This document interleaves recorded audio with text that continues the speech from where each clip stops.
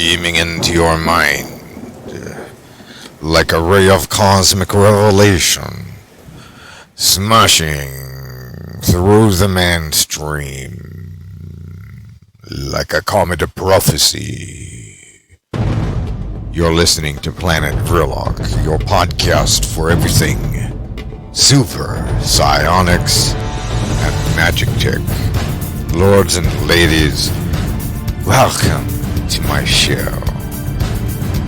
Tonight's podcast is the Civilized Psionic Primitive. Join me tonight as we strip off our civilized skins, uncover our bare, muscular, corded bodies in the stardust of the savage and primitive. To arrive at our destination, we will need to harden our will, sharpen our tusk, and fan out our feathered wings to take flight.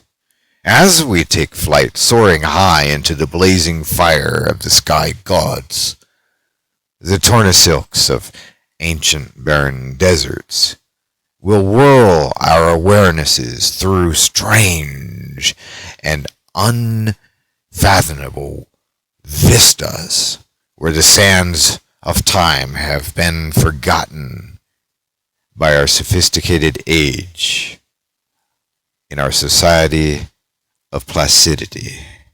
Here in the realm of prime evil reigns only King Kong, Godzilla, the mighty Cthulhu, the dinosaurs and crocodiles. Yet they are mere insects before the dark primordius, the first mind. My understanding is that when I retract into the spirit of the primitive, my perception of time completely changes. There are no set times and dates. All is in the ever-present state. It is as if my own heart beats with an omnipresent life force, yet elusive as to its source. From the conscious mind, oh so it is veiled, and we breathe a shared vital breath. A signature of our contract of incarnation. Furthermore, all notion of fabricated concepts and unnatural laws cease to exist in the moment of the primitive. There are no presumptions about the greater good. All is already as it should be, and anything to the contrary is either a threat or at best a mere annoyance. As psionicists, we are the higher level of the primitive, elevated through the power of our machines to a new tier in the cosmic vault of omniscient darkness. Yes, hail primordius king of super black holes and crocodiles, deliverer of all potential and possibilities, penetrator of the mysterious. As an animal of primordial knowing, I need no faith, for I am truly free within this abode of eternal peace. Only the hunger for life exists here, in this chrysalis of matter set upon the star-illuminated plain of Middle Earth. Though the children of the gods are invisible to my sight, I can share their breath and be made aware of their presence in this synchronism of the primitive heart. Well, we are not truly savages, as the modern muggle would categorize us, for what he or she thinks is unsophisticated. Entering the primitive allows for me to also reflect upon the complexity of layers of consciousness starting from without and entering, funneling down into me. An abundance of energy and vital essence is dormant here in the spirit of the primordial depths. And by communion with the most ancient force in the universe, the potential for terrific power is within reach. But without psionics, it is not yet within our grasp. Now psionics gives us some tools which can further allow for the greatness of the prime force to fill the technomancer's etheric with potential and unlimited strength, while at the same time allowing the psionicist to maintain a rather civilized lifestyle. But how this is accomplished is the real essence of tonight's epic tale of the dark and the mysterious. So without further ado, let us begin. So we arrive at the threshold to everything you think you know, and now open the portal to the unveiled and naked truth of the primitive pulse pumping life throughout the world, and also drawing life out from it. Our machines do the heavy lifting for us, so that we don't have to think through the entire process of psychic or magic work. Merely the relationship is required to get sorcery off the ground. In this sense, we enter the primitive state for a time, and then think our will into the universe. But we also extend our will through intent, which is more or less unsophisticated. Sometimes nothing more than the urge or primitive desire is all that is required. The duration of operations in psionics varies accordingly to one's abilities and his or her relationship to the machines employed, of course. Through this process, a mysterious thing happens at a level below the conscious direction of the operator. But now allow me to describe to you my journey into this ultimate place of fleeting light and infinite depth, most unfathomable to the analytical mind. It was as I lay quietly in bed, allowing the dreams to manifest themselves and detach my involvement with them. At length I saw myself, my body there, lying upon the bed, my head slumped, and dizzily spinning wheels of images flickering in and out of existence lit up around my head. Without warning, however, and only a momentary instinctive sense foretelling me of the coming transition, my room fell away from where I had hovered, where I stood or floated there watching my body and the dreams spinning about in Ferris wheels of light around the head that slept on that bed. Now I found myself in a blackness which was not emptiness per se, but of a substance beyond explanation other than that of kind, the more primitive essence of mind. Around me I beheld a ring of clear light, which displayed myriad images of my life and the lives of other people in places I did not quite recognize, and yet all seemed familiar to me, as if I had known every aspect of this light and imagery. The circle of light was growing in all directions indefinitely, vastly, like a cat stretching its claws and yawning as it wakes from a nap.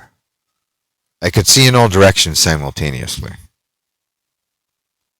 Then the light vanished into this dark veil, and I discovered myself without identity of name, devoid of form, stripped of my identity. As I pondered of whether I were truly at the end of all time as I had known it, my awareness rolled like astigmatism in my mind's eye, turning inward, changing dimensions, transcending.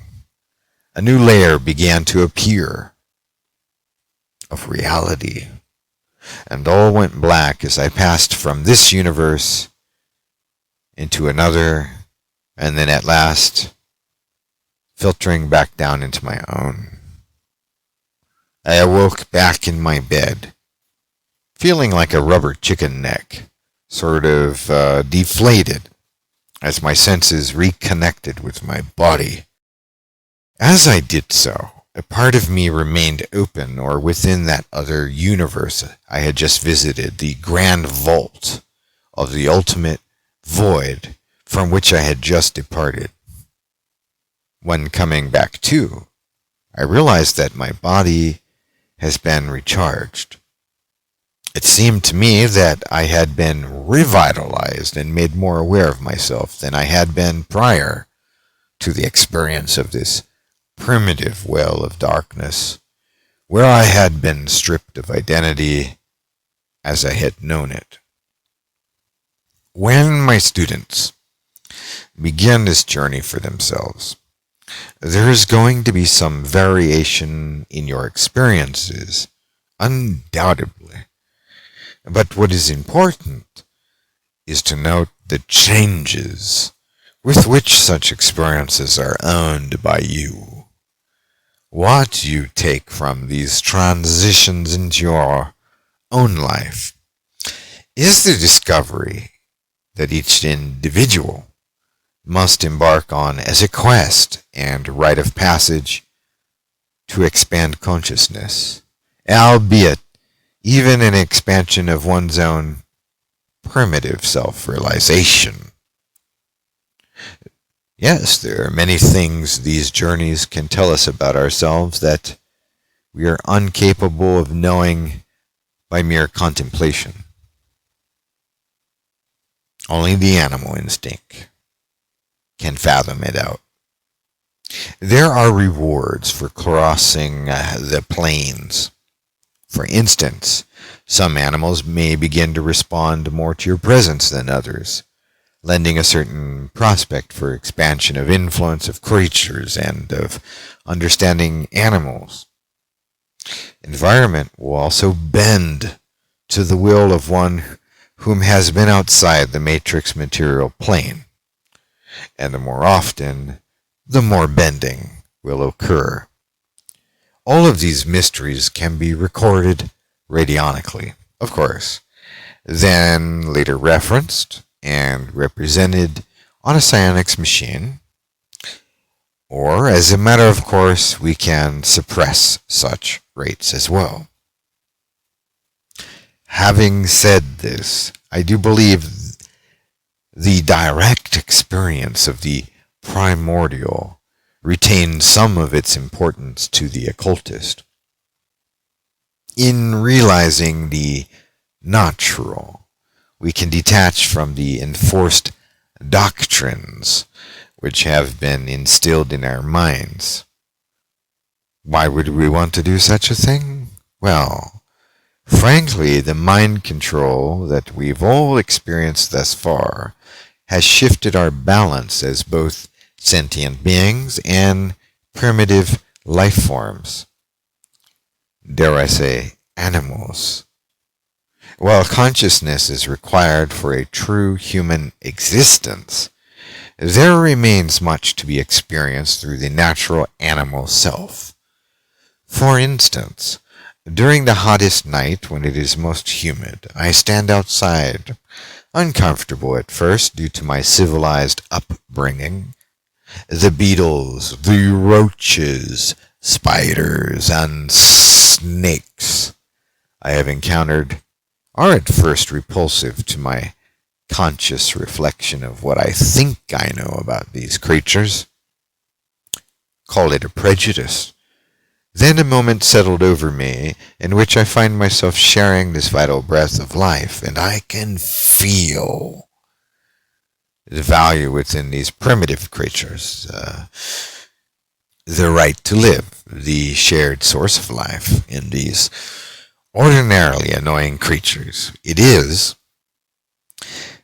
as if an experience a degree of respect for the primitive nature of the lizard, the snake. I begin to sense when and basically develop a respect for them. And I can sense their presence and approximation to my proximity when they are around. In essence, I am no longer a human intruder or in any way disruptive to my surrounding environment or fellow creatures. So I cease to be the doofus bumping around into things in the dark, so to speak. With this respect held in mind at any time, I may then displace much of what society has programmed into my mind. All the social conditioning and progressive ideas, the religions, the dogma, the constructs of the controller's self-destruct in my empowered prime energy field and spirit of fire. We have within us the fiery spirit of consciousness and the icy spirit of primordial darkness. These two things are owned by a human being once made aware. This is the key to the gods, and to becoming one of them. But I digress. This resistance to control of others is something which brings my thoughts back to my previous episode on this podcast. I had began presenting the notion of the etheric war, a topic multiple listeners have expressed great interest in learning more about, and what I begin to see here is that the controllers are not trying to separate humanity from Christ, but rather from our natural abilities and train us away from our instincts. This is only possible if much information, most of it conflicting, is presented to our minds in such a way that we are now diverted away from the Gnostic concept of knowing, spelled Gnowing,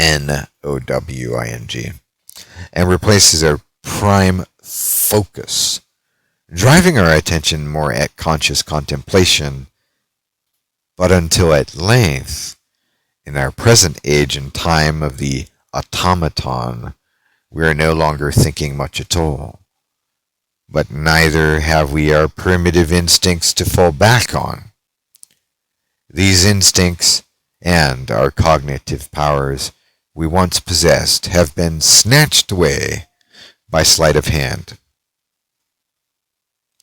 and of course misleading mankind into a number of belief systems, to say nothing of installed implementation of habit forming such as cliches and wish fantasy narratives, the stuff of wimps, until at length we are fashioned into very weak, passive, submissive, or just completely crazy people who have been derailed from the course of natural pursuit of living, mating, feeding, rite of contrast, or I meant to say rite of conquest, as empowered creatures of both nature's instinct and the supernatural's gift of high consciousness, ice and fire, right?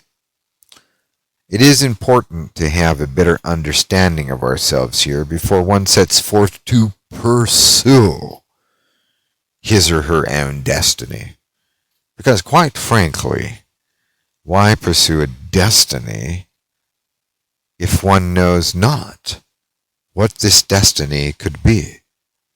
And if the concept of destiny is merely suggested, then instinct should play a key role in its further development.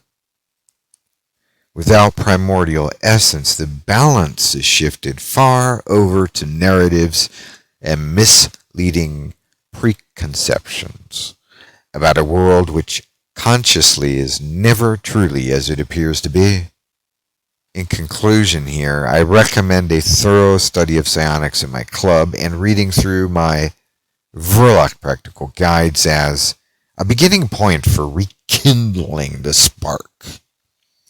Not so much the spark of the divine, but of the source of all things which can never be known by mere reasoning, and may only be unearthed from the unconscious depths of our more primitive beginnings as a species and as the cosmic goo and energy and vibration, the beat that we truly are.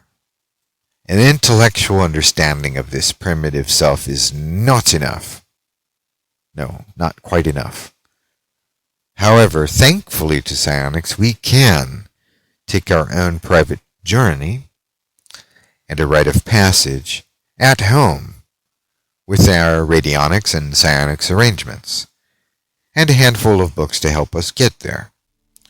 With this pursuit, we may indeed turn the tide and win that etheric war, the consumption battles, and the dissolving resources, and regain control of what goes into our bodies and what goes into our minds. If you truly own yourself, then you owe it to yourself to experience the animal within and break those civilized bonds. Only then can you be free. Thank you for joining me tonight on Planet Vrilock Psionics Podcast.